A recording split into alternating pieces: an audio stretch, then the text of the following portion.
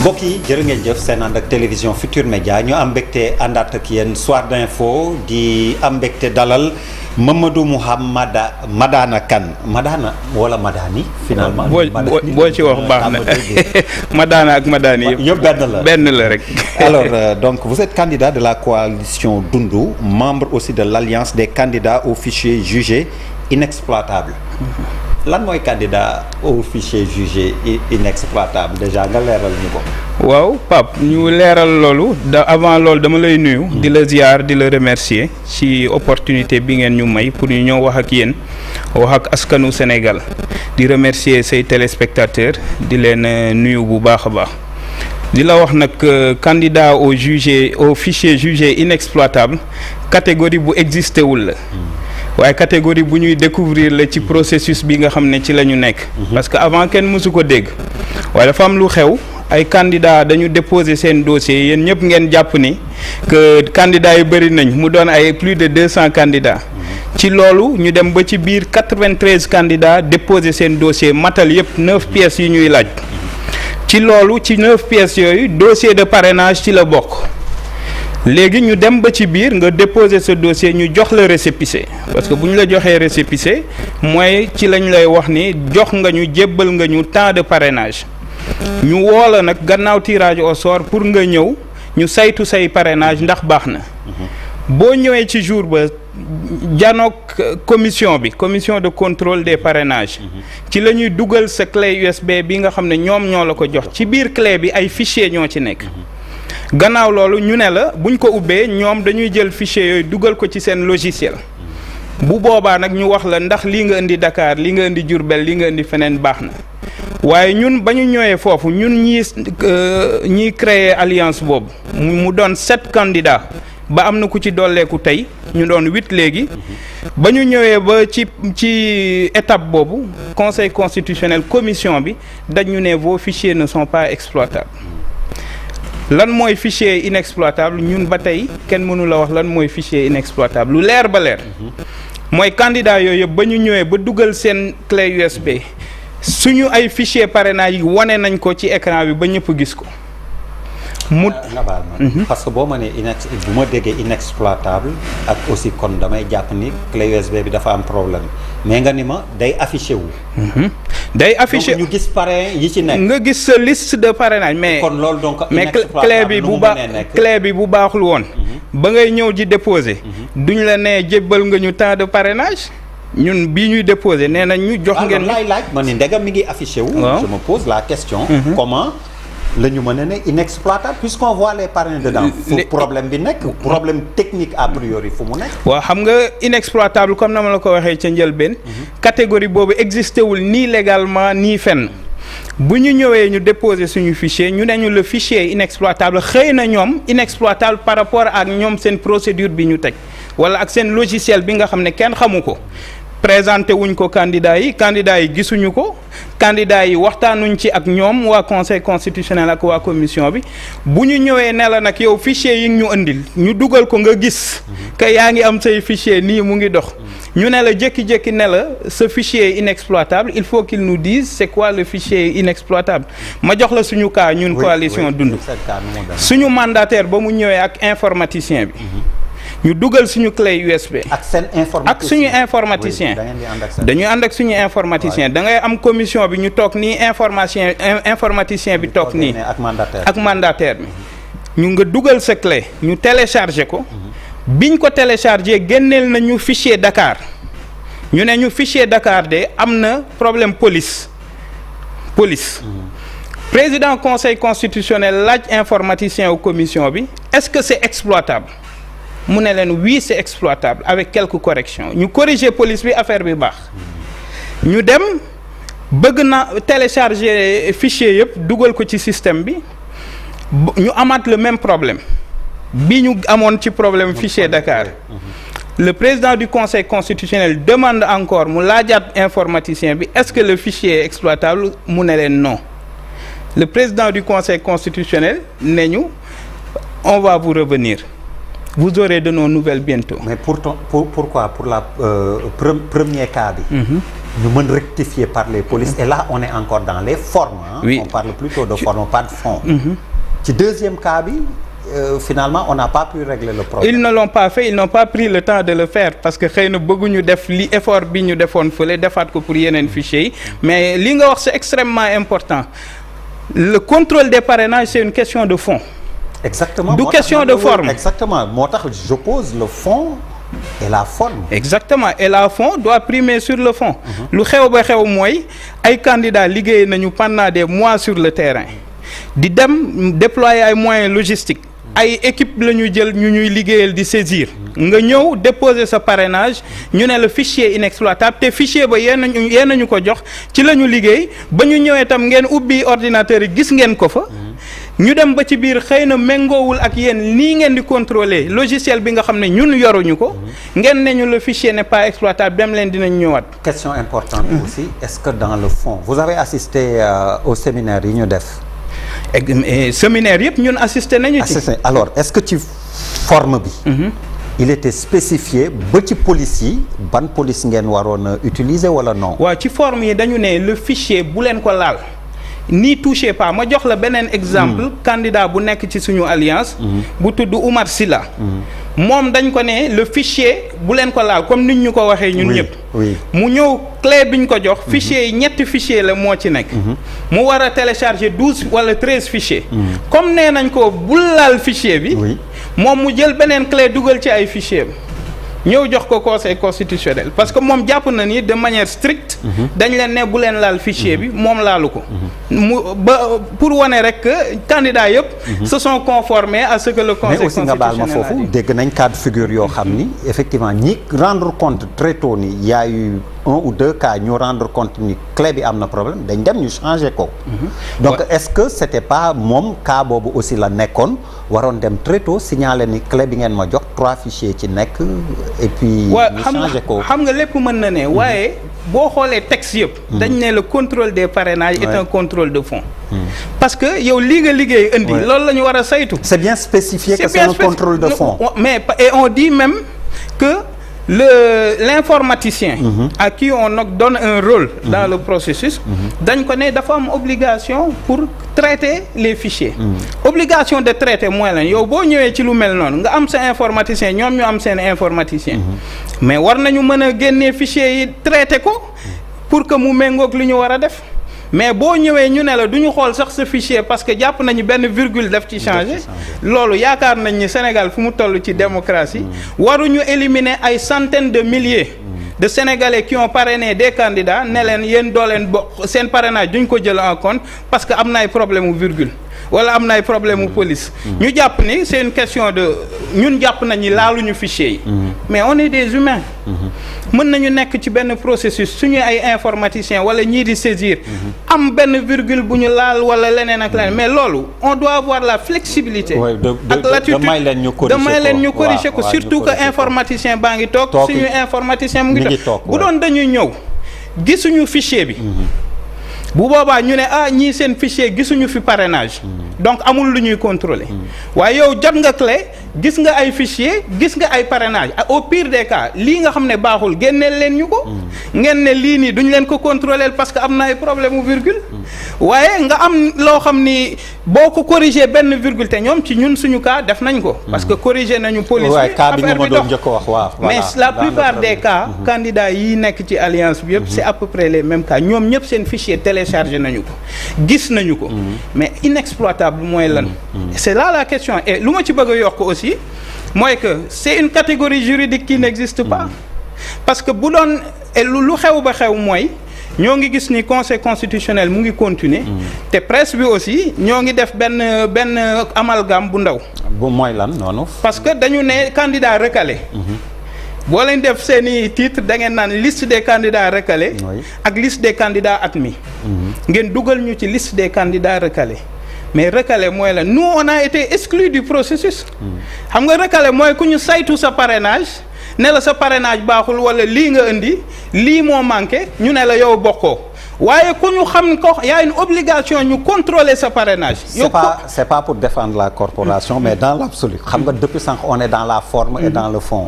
Mais dans l'absolu aussi dans le cas là il n'est pas faux de dire que si c'est une liste de recalés bi lañ leen di yóbbu. parce que comme ni nga wax deux catégories lañ def. ñi jàll ak ñi jàllul. pour parler wolof et de manière triviale. ñi jàll. ak ñi jàllul. donc mënuñu leen classer lu dul ci catégorie ñi jàllul. donc la presse a bon dos voilà bu la neexee nga woowee ko noonu voilà en conjugaison wolof jàllaguñu. c'est pas pour critiquer la presse. Non, mais c'est pour attirer l'attention. moi aussi c'est pour préciser rek dans l'esprit bi nga xam ni la ñu defee la catégorisation. exactement on a compris. Et on ne le critique pas on est juste en train de dire que nañu sensibiliser parce que ay doomu Sénégal lañ. ay doomu Sénégal ñoo ñu parrainé donc bu ñu nekkee di orienter information ci loo xam ne xëy na mën nañu ñun porter préjudice. parce que tey jii nii conseil constitutionnel ba fi ñuy toog waxul lan mooy conséquence à tirer d'un fichier inexploitable. donc waxuñu bu doon ci texte yi ñu jotagum am nee nañu un fichier inexploitable conduit à l'élimination bu boobaa ñu wax mais ñoom sax boo gisee bataaxal bi ñu génnee dem dañu ne liste des candidats admis. après ñu ne liste des candidats autorisés à régulariser. oui après liste des candidats exclus du processus. après ñu ñëw liste des candidats dont les fichiers sont jugés inexploitables donc puisqu'il y a un vide juridique. le vide juridique. yéen lu ngeen bëgg léegi lu ngeen di demander. ñun laajuñu dara lu compliqué. lu dul que parrainage yi nga xam ne dañ ci liggéey ay weer ak weer ñu jébbal leen ko bu problème informatique tere ñu contrôler suñuy parrainage nañ ñu contrôler. bu ñu contrôler woon ñu ne ñu lii ak lii baaxul. boobaa ñu xam ne lii ak lii baaxul ñu dem mais nañ ñu contrôler au moins contrôle de fond nañ yegg ak yéen ci contrôle de fond. mais nag situation bi toll na foo xam ne aussi il faut que ñu wax ko. ba ñu defee séance de travail yooyu ak conseil constitutionnel. joxuñ ñu procès verbal.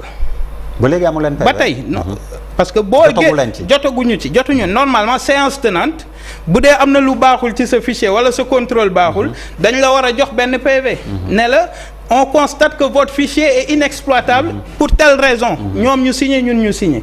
amuñu PV ba fi ñuy toog nii. deuxième raison boo génnee ñu jox la notification candidat yëpp jot nañu notification. mais les borom fichier inexploitable amagu leen. amuñu benn bataaxal bu jógee ci conseil constitutionnel ba tey. amuñu PV amuñu notification pour ne ñu lii mooy conséquence que seen fichier inexploitable ba pare clé ya bañ ko ubbee fa lañ ko bàyyi. donc ci kaw loolu nag tey jii ni bëgg nañ ñu wooñu contrôler suñu ay fichiers. mais aussi il faut que ñu waxtaan nañ koy contrôler parce que y a aussi quand même un enjeu de transparence mais bu loolu weesoo aussi bu ñu fàtte ni dañu joxe ay fichiers physiques. dañu joxe ay fichiers électroniques ak fichiers physiques. donc mooy les listes là yi ñu bind. donc ñun lu ñuy laaj tey mooy ñu may ñu. jox respect tous les Sénégalais qui nous ont parrainés et tous les candidats valeureux qui ont sacrifié beaucoup de choses pour bokk ci élection yi. 7 ngeen woon léegi ñu ne. 8 lañu léegi ñan la. waaw très rapidement bu dee. Mouhamadou Madana Kane coalition Dundu mooy man mi. Mouhamadou Fadel Koné. coalition Koné. Adama Faye coalition Adama Faye. Thione Niang coalition Jëf ak Thione Niang. candidat indépendant Oumar Silla. candidat indépendant Mouhamadou Lamine Gueye. Charles Abou Émile Ciss moo ñu rejoindre tey. ak Malick Gueye. candidat Malick Gueye coalition Malick Gueye. donc ñoom ñëpp sont ils sont tous dans la coalition dans l'alliance et on a fait une conférence de presse hier et on remercie au passage la TFM d'avoir été présente. alors très rapidement aussi yaa ngi lim candidat yi mais dans le fond aussi candidature yi est-ce que bëriwul pour une présidentielle et que tami bi xëy na am na yu ñu ci war a jooyanti mais que c'est nécessaire. non loolu d'accord nañ ci xam nga bu dee dañuy légaliste rek. bépp sénégalais. c'est pour un peu parler maintenant du processus. au-delà de votre problème yéen. xam nga sénégalais. constitution dafa ne boo matalee critères yii ak yii mën nga am droit donc bu amee 1000 candidats sax. c'est légal maintenant. contexte bi aussi il faut que ñu jël ko en charge. C'est la première fois au Sénégal qu'un président de la République sortant dit que bokkuma. ñu am aussi un contexte où il y a une opposition qui est fragilisée d'une manière ou d'une autre. donc ci kaw loolu candidat yu bëri gis Sénégal ni muy demee dañuy bëgg aussi essayer dañuy bëgg joxe seen contribution mais candidat yi ngeen di wax boo leen saytu woon di ngeen gis ni que dañu liggéey am ay programme am ay vision et la plupart des gens c'est des gens qui ont fait leur preuve soit dans le monde des affaires wala dans le monde privé wala monde international donc nit mënul ñemee jóg ne damay doon candidat fekk ci caaxaan la en tout cas la majorité des candidats maintenant ñun contre ñu filtre waaye filtre boo xam ne c'est objectif waaye ñun li ñuy wax du loolu mais filtre parrainage bi ñun contre ñu ko waaye lu ñuy wax mooy mais contrôler leen suñuy parrainage bu leen ñu éliminer exclure nous te parrainage élimination d'office quoi comme si bu doon bac élimination d'office mais bac sax dinañ saytu say papier ne la temps nga am ci note bi 18 nga am maths 15 nga am philosophie waaye ñun suñu 58 975 parrains yi ñu déposé kenn mënuñu wax lan moo ci baax lan moo ci baaxul te fichier à l'ère du Sénégal de 2024 du pétrole et du gaz est-ce que élection présidentielle war nañ ko teg ci ay fichier Excel wala ci yoo xam ne ñu ne fichier inexploitable wala loterie donc on considère que ñun lu ñu jàpp tey mooy nañu contrôler suñu parrainage dans le fond. donc yaa ngi naan loterie apparemment même tirage bi aussi dafa mel ni bokk d'accord la ci trop. waaw je pense que am na ay systèmes yu gën a baax xëy na yoo xam ne nit ñi buñ ci xalaatee. mën nañu des propositions. waaw des propositions au lieu que ngay def loterie parce que boo gisee loterie bi mooy lan parce que dañu bëgg a ne kii ak kii ak kii mooy jaay parce que le système de parrainage tamit il faut rappeler pour être aussi conforme à l'histoire dafa am lu xewoon conseil constitutionnel day passé diggante Malick Gakou ak Mimi Touré moo indi woon tirage bi finalement pour yu mel noonu bañ fa amati. donc je veux dire tirage bi dafa am fu mu jóge tamit mais boo fi dindee tirage loo fiy teg. waaw mais mën nga organiser matériellement les entrées et les sorties su dee loolu rek xamu taxoon moo xew. ba ñu ne léegi dañuy def tirage au sort donc une organisation matérielle du passage des gens et des marques. mais embouteillage bu bëri am na fa. accident am fa mais dañ ko régler. mais une fois que ñu ne par exemple tey à minuit lay tàmbali qu'est-ce que rien ne m'empêche ma ñëw yow nga ñëw Samba Gaye sa porte-parole ñëw ak keneen ñu tase fa et le problème reste entier maa lay njëkk dugg yaa may njëkk dugg. mais ça c'est une question de régulation. ba ñu ne du dañ ne tirage au sort diw mooy ñëw diw ñëw bu ñu newee bañ ko waxee 9h30 temps de candidat ñooy ñëw ñoo ñëw bu ñu waxee loolu tam ci processus bële ñii ñu woo ñoom ñooy ñëw donc c'est une question de régulation du leneen.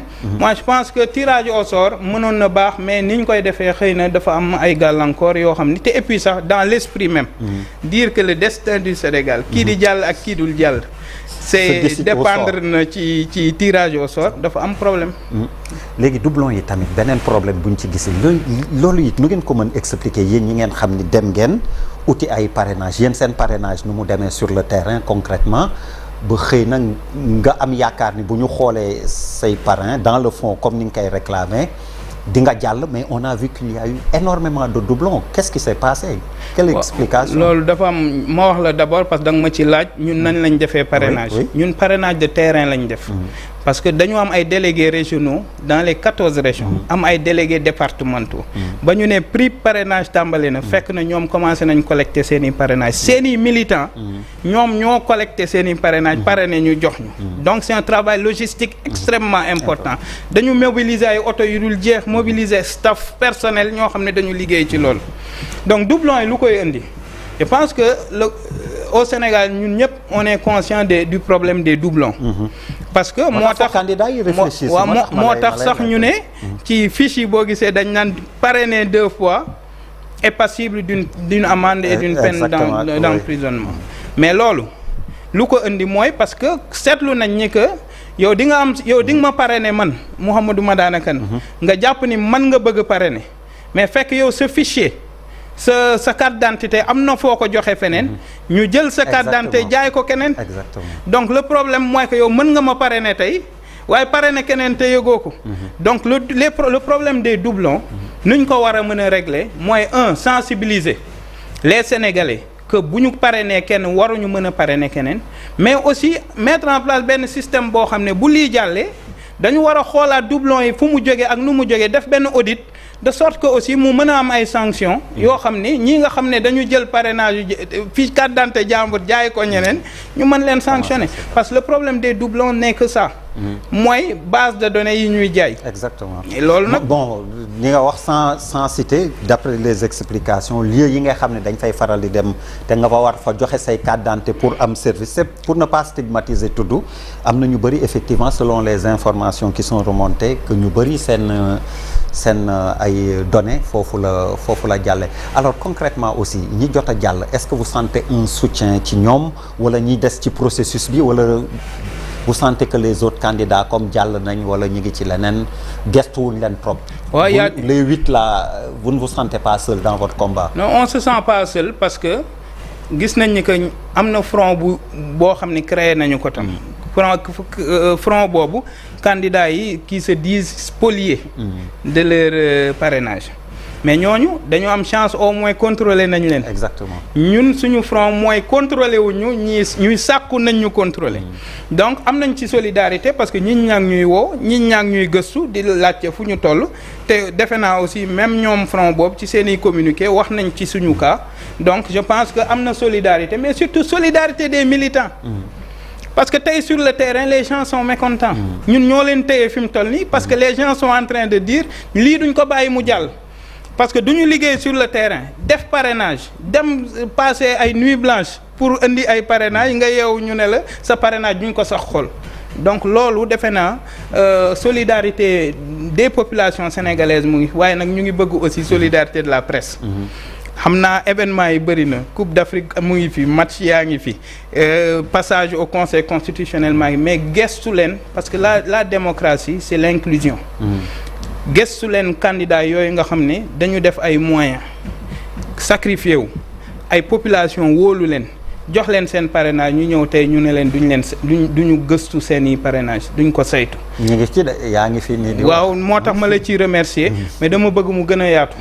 mu gën a yaatu parce que sujet bi dañ ci war a wax. parce que c'est un enjeu démocratique. Votre message aussi au Conseil constitutionnel concrètement nu ngeen bëgg mu demee. waaw Conseil constitutionnel c'est que le fond prime sur la forme. C'est ça le Conseil constitutionnel est une institution que nous respectons profondément parce que elle est la garante du respect des normes constitutionnelles waaye nag Conseil constitutionnel dañu leen di ñaan que le fond puisse primer sur la forme. parce que nag bu ñu toogee je pense ci benn après-midi wala benn jour ñu ñëw ak suñuy informaticien ñoom ñu toog ak seen informaticien ñu ubbi suñuy fichier yi ubbeeku na ñëpp gis nañu ko lu des mooy ñu contrôler ko je pense que te fichier physique yaa ngi fi tam pour dimbali ñu mën ko contrôler donc ma jàpp ni Conseil constitutionnel li ñu koy laaj mooy que elle a plus à gagner à nous autoriser à venir pour que nos fichiers soient contrôlés qu'à perdre parce que tey jii nii bu ñu bàyyee ñun demuñu contrôlé wuñu y aura toujours cette tache d'huile là que am na ay candidats yoo xam ni ñëwoon nañ kenn contrôlé te amul lu mu leen di wàññil que ñu woo ñu ñëw contrôler ñu te ñun loolu rek la ñuy laaj mais dans les règles de transparence dans le cadre d'un processus boo xam ne dañ ciy waxtaan ñu jàpp ni que lii buñ ko defee ñun dinañ ñu contrôler fekk day jaar ci ay anam yu leer. Mouhamadou Madana Kane ñu ngi lay gërëm di la. Pape Ablaye Der maa ngi lay remercier bu baax di remercier say téléspectateurs. espérant que votre plaidoyer conseil constitutionnel dina ko dégg dem dans le fond xool seen fichier yooyu nga xam ni inexploité unique inexploitable plutôt lañ ko tuddee. ñu leen di gërëm di leen sant léegi ñu dellu si waat soir d'info dana wéy ci ginnaaw xibaaru marax yi may am mbégte ànd ak yéen léegi ci kàttanu borom.